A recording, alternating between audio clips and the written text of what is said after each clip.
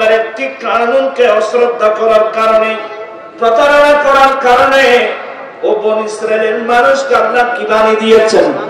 বানিয়ে দিয়েছে। আপনি আল্লাহর কোরআন পড়লে দেখবেন এক সময় বনী ইসরাইলের উপর আল্লাহ একটা আইন জারি করে দিয়েছিল, শনিবার দিন মাছ শিকার করা হারাম। আল্লাহ বনী ইসরাইলের উপর একটা আইন জারি করেছিল যে শনিবার দিন মাছ শিকার করা কি হারাম। আপনারা আমার দিকে আছেন? একটু আমি কঠিন আলোচনার দিকে যাচ্ছি, আপনারা শিক্ষিত লোক এগুলা খুব মনোযোগ সহকারে শুনবেন।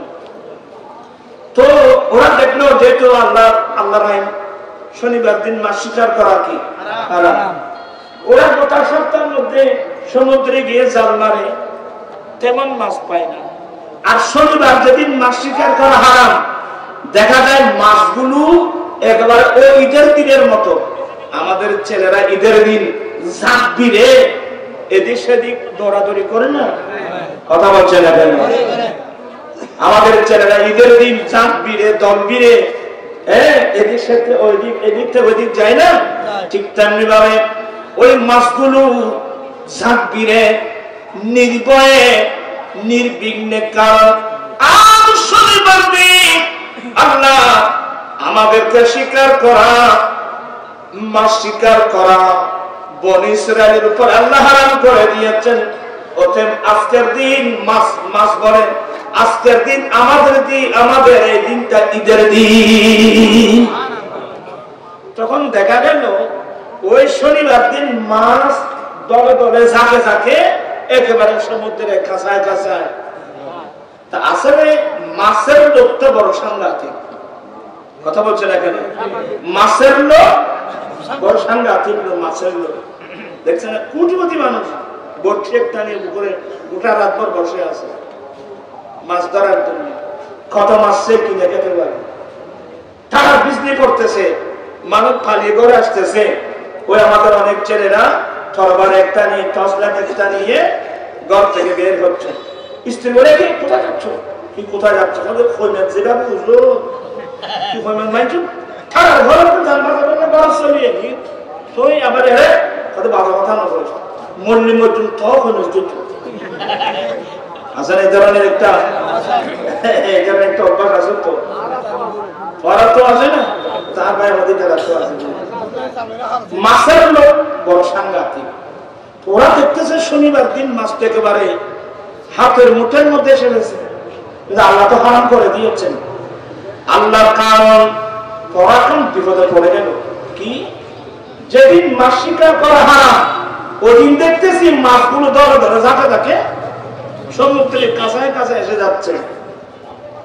বুদ্ধিজীবী হতন্য আছে, বলে আল্লাহর আইন মানায় না, আল্লাহর আইন মানা হবে, মাছ শিকার হবে। তখন তারা কি করলো? মধ্য দিয়ে একটা রাস্তা বের করলো, বলে আমরা ওই সমুদ্রের কাছা থেকে নালার মতো করে বিলের মাঝে একটা বড় পুকুরের মতো করবো গর্ত, ওই মুখটা বন্ধ থাকবে। শনিবার দিন ঢুকার আগে আগে মুখটা খুলে দেব। তখন মুখটা যখন খুলে দেব, ওই সমুদ্রের পানি ওই নালা দিয়ে ওই গর্তের মধ্যে যাবে। তো মাছের একটা ধর্ম, যেদিক দিয়ে পানি চলে মাছও ওই দিক দিয়ে চলে। বলে এই সুযোগে পানির সাথে সাথে পানির স্রোতে মাছগুলো ডুববে কিবার শনিবার। আতে নদরতে আতে নদরনি যারা আতেন দাঁড়াতে হাত দেয়, খেড়া চামিজদের হাত দেয়, কিন্তু খেড়া চামিজ তো ঠিকই না বললে আমার মেয়ে মাছ ডুবতেছে। আমাদের পরিকল্পনা কি আছে? শনিবার দিন মাছ না ধরা তো আল্লাহর কারণ মানতে, কিন্তু ঢুকাচ্ছে কি বলে মাছ অনেক মাছ গর্তের মধ্যে চলে গেল। বলে কিছু তো বের হবে, কিছু বের যখন হবে শনিবার দিন শেষ, সূর্য ডুবলে সাথে সাথে মুখটা কি করে দিবে বন্ধ। বাকি মাছগুলো কোথায়? আটকা পড়ে গেল কোথায়? ওই পুকুরের মধ্যে। তখন এই মাছগুলো আল্লাহর কাছে তাদের প্রতারণার কথা, আল্লাহ তোমার বান্দারা আমাদের সাথে প্রতারণা করছে যে শনিবার দিন মাছ শিকার করা তুমি হারাম করে দিয়েছ। তারা শনিবার দিন আমাদেরকে কেন ঢুকালো? যখন এই বনী ইসরাইলের মানুষ আল্লাহর একটা কানুনের সাথে প্রতারণা করলো, রব্বুল আলামিন সাথে সাথে বানর বানিয়ে দিয়েছে।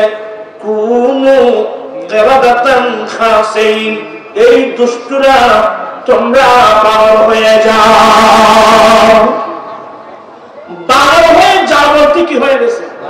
বানর হয়ে গেছে। আচ্ছা, মানুষ তো থাকবে বানরে গেলি এটাতে এর মরে দিবি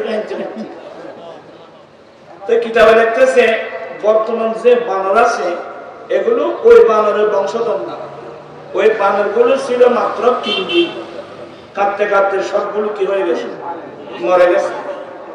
আল্লাহ গজব দিয়ে আল্লাহর একটি কানুনকে অশ্রদ্ধা করার কারণে, প্রতারণা করার কারণে ও বনী ইসরাইলের মানুষকে আল্লাহ কি বানিয়ে দিয়েছেন?